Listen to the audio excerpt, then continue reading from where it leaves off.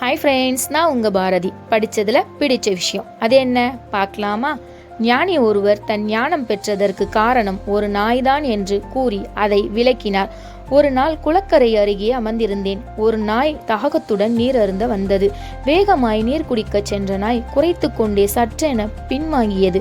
சிறிது நேரம் இவ்வாறே திரும்ப திரும்ப செய்து கொண்டிருந்தது.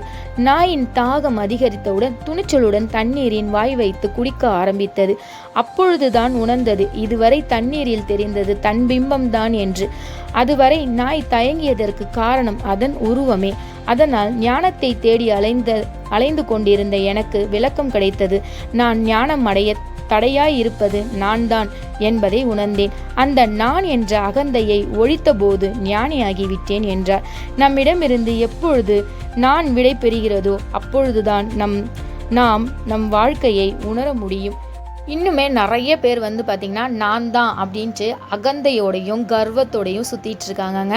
இந்த அகந்தையும் கர்வத்தையும் என்னைக்கு தூக்கி போடுறாங்களோ அப்போதான் அவங்களுடைய வாழ்க்கை ரொம்பவே சிறப்பாக அமையும். அதனால இன்றைக்கி அந்த அகந்தையும் கர்வத்தையும் தூக்கி போட்டுருங்க. அது நம்ம கூட ஒன்றுமே செய்ய போகிறது கிடையாது. இன்றைக்கி நான் என்ன செஞ்சேன் அப்படின்ட்டு பார்த்தீங்கன்னா, ரவா கிச்சடி காலைல பிரேக்ஃபாஸ்ட்டுக்கு செஞ்சேங்க. காராமணி, முருங்கைக்காய், உருளைக்கிழங்குலாம் போட்டு காரக்குழம்பு, உருளைக்கிழங்கு புட்டு தாங்க செஞ்சேன்.